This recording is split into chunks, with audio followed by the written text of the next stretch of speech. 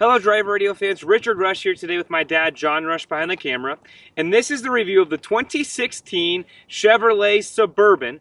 This is actually the first Suburban we've had in a while, which is kind of nice. We're able to get a look at this vehicle, and it's kind of a throwback for our family. This is actually the kind of the car I grew up in. I grew up in, I think we had two Suburbans and an Excursion, Ford Excursion, so definitely kind of a throwback in terms of, especially if you have a large family like we do, 9 people.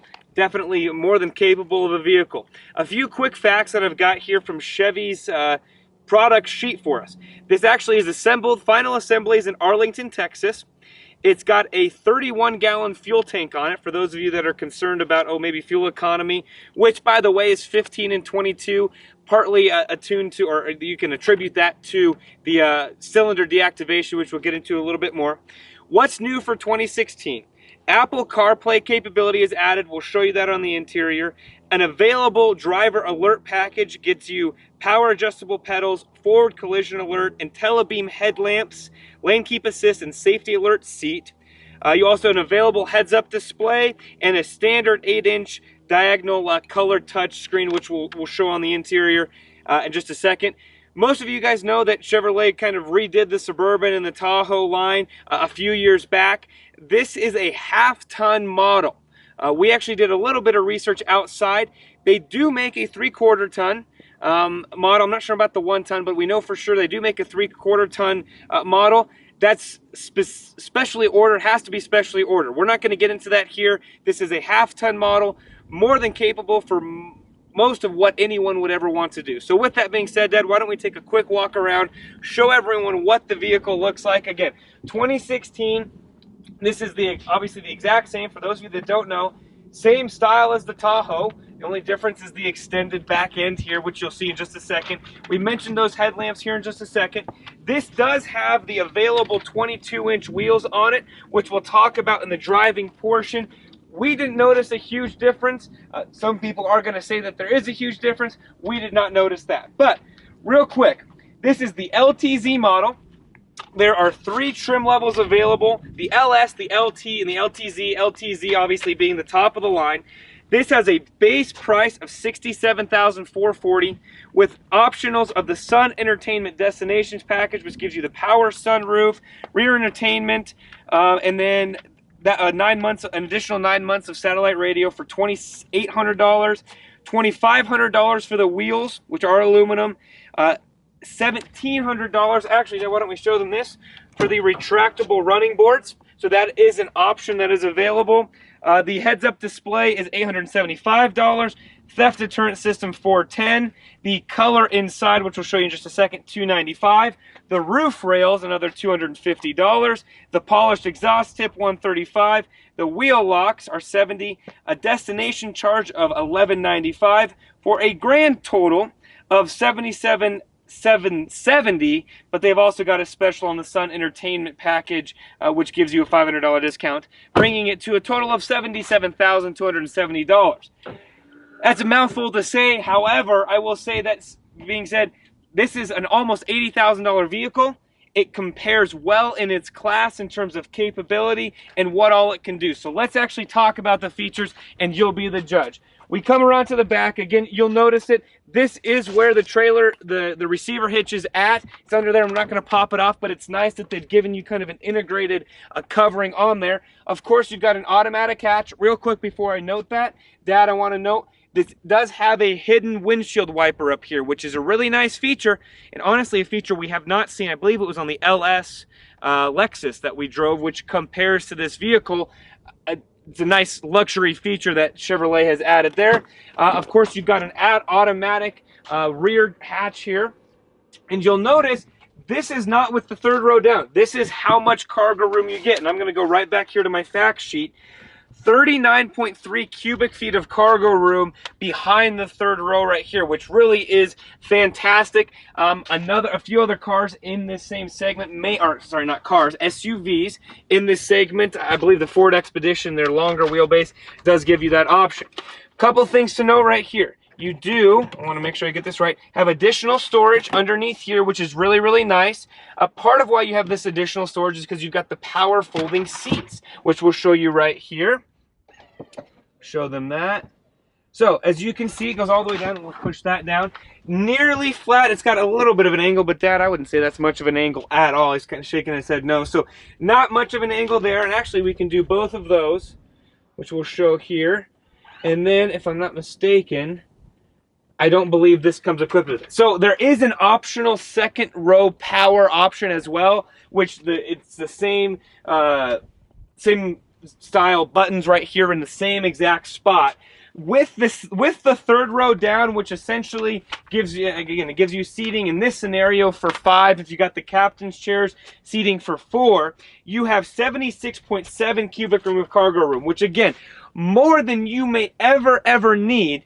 However, if you want even more, put down that second row seating, which we'll show you in just a second. 121.1 cubic feet maximum of cargo capacity, which again is really nice, really handy. Dad, and it's hard to see, you do have 2 cup holders here, another cup holder there, and it is hard. Actually, I'm going to show them this. I'm going to climb up here. You've also got your, I'm going to make sure I do this right, your entertainment for the third row right in here, which is really nice. You don't find that on a lot of SUVs and vehicles today in terms of actually giving that third row their very own screen. So coming back around to the side back here, a lot of different room right here. We can show you going up or moving it back up. Again, it's very easy, very simple to do, and very simple to operate. Oops, I'm sorry. I've got to kind of pull this up because it gets stuck. Chevy, that's probably something you need to look at there. Open that up, bring it up, go there. Notice that was actually a pretty nice feature, I say, because if you had something back here you didn't want to get damaged, if it feels resistance, it will stop coming up, which is a really nice feature. More storage right here. So pretty much on the back, again, it's standard. There's not a whole lot else to show you. Of course, again, you do have the automatic close. There's a handle here if necessary, or just push the button down as needed. All right, fans, we're doing something a little bit different here. We want to show you the versatility of the second and third row seating. So we've got that second row seat folded down, again, for that extra cargo capacity, if you wanted 121 cubic feet of cargo room. Want to show you how easy it is. There's a little lever on the side, Dad, if you want to show them that right there. Very simple, blends right into the seat. We're going to show you that lever, then show you, literally, this is what it looks like. You press this down, and you are now set. Actually, when you go here, you can either pull right here for an automatic release of it, or you can actually push the button right here, and it releases these seats, which gives you 2 purposes. Number 1, of course, to climb into the third row seating if necessary. And actually, Dad, you can do it right on that side. Very easy to do. You can either do it in order to access the third row seat, or if you wanted more cargo room here to lay it flat. However, of course, you've got the hooks right here. But the main purpose is to access the back seat here. But again, just want to show you what this looks like with the entire, everything folded all the way down. You can fit pretty much anything and everything back here that you would possibly want and possibly need. More than capable to do that. So Dad, actually, while we're here, why don't we just roll into the second row and seating of this? And actually, I wonder if, so something to note too, which we're kind of finding out as we go along.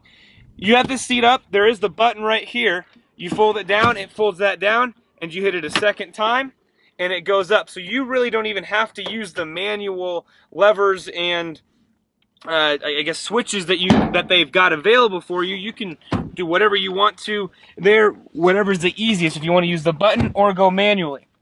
So we're here for the second row. There are captain's chairs available, or you can get the, I think they make 20, or no, they don't make that. But they make 40, 20, 40. This is a 60, 40 folding seat. You do have both outboard seats as being heated. Both of your, or not both, all of your climate control is down here, as well as connections for your video right here. You've got a power port, just a standard, like you would find in your house right there, as well as another power port along the side. We mentioned before, I showed you in the back, you've got your screen right here, same screen that's in the, I guess above my head right now. more than enough headroom. Something I do want to note, even with the sunroof, the roof kind of goes back up, and Dad, I'm not sure if they're able to see that or not, but it does slant back up. I've still got, I don't know, probably 3-4 inches of room right here, more than enough if able. And not to mention, I do have 2 cup holders right here. You can see as well that this does come equipped with the headsets, which are right here. Want to show everyone those. This is kind of how they came, right inside this cargo pocket here in the, I guess, on the passenger seat. So really nice door apportionments there. Great storage. This is a nice, beautiful leather. I believe, I want to make sure I get this leather right and what it's called. You know, I built one this morning. I can't remember what the actual called. It's a beautiful, nice, kind of a reddish brown hue to it and tint to it. So it looks really, really pretty. So with that being said, we mentioned the retractable board. We're probably going to stop the review there for right now, and then we're going to hop to the front seat, show you the interior of that, and then we're going to take a quick drive in the 2016 Chevrolet Suburban.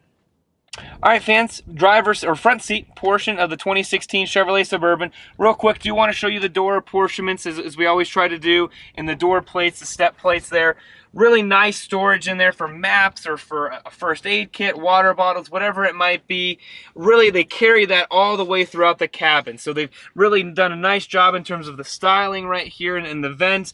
Nice soft touch materials all throughout the leather they've really brought up. All along the side here, Chevrolet, I'll give you that. There's nice wood grain right here. Really excellent, really beautiful. Wireless charging capable right up here in this if you have the properly equipped phones. We are going to show you the CarPlay, which is what this cord is for. However, there's also some other headsets for the third row back in here and the wheel locks. But just want to show you a nice deep console. For those of you familiar with the 1500s, the redesign that Chevrolet did there, very similar cabin style in terms of what's available. Rear climate control right here. Both seats controls are on both sides. I mentioned the dual climate control as well. Very similar cab to the other Chevrolet and GMC product as well. This is 2 more USB ports along with a power port, and it actually makes it very easy, especially if you got your cord here, to set your phone in there to where it's not going to slide around or go other places, and 2 cup holders right here, which again is really, really handy. Forgot to mention there's also some storage on both sides of the center area. Last thing I'll mention before we go on our drive, this actually opens up with some more storage. You hold that button down, opens up. There's actually a little USB port in the back if you wanted to put an iPod or something else in there. Or if you're going to the beach, going to the lake, want to store your wallet, want to store some extra keys for the house, something like that, can definitely do that inside of here, and it closes and it is lockable. Which is a really nice feature. Doesn't basically you have to be able to get into the car, and it's not just going to open if someone can get access to it. So really great features. With actually, last thing real quick, Dad, so it's a lot easier to show now. You do have a panoramic, or not a panoramic sunroof, but you do have a sunroof on this. We'll close that here in just a second. Opens nice and easy, relatively wide, doesn't go all the way back. There's also a button here for being able to change the height of the lift gate in terms of you can either go max 3/4 or you can actually turn that to be off, which is a really, again, a nice feature if you don't want someone to actually have the power to do that. So with that, let's pause the video. We'll get situated and we'll take a quick drive in the 2016 Chevrolet Suburban. All right, fans, here for the driving portion, 2016 Chevrolet Suburban. Before we do that, want to show you a little bit more of the interior kind of apportionments here. This is you can see we've got the new for 2016, the Apple CarPlay setup right here. Very similar to other Chevrolet products. Not going to go too much into it, but very easy to operate. You can hook it to any of the number of USB ports that are either in the center console or right here up front. Both of them work, or you can just use the standard navigation system or infotainment system, I should say. You have a power electronic steering wheel, obviously power. Want to mention you do have automatic sensing wipers on this vehicle as well, which is a really nice feature. Hard to see the heads-up display. That is right here. You've also got a really nice customizable display screen in the center area. Hard to explain. Go to Chevrolet's website, Chevy's website. You'll find it there. It's very easy to access, very easy to see what that looks like, but again, very easy to use. So with that being said, let's take a quick drive. Before we do that, Dad, why don't we show them our rear view camera right here. As we do this, I'm going to kind of mention here in just a second, you do have the dynamic grid lines. Again, this is very similar to the 1500 Silverado trucks. Very easy to see out of, very easy to operate. One quick thing I do want to note, length, total length of this vehicle, 224 inches, wheelbase 130 inches, height 74.4 inches, width 80.5 inches.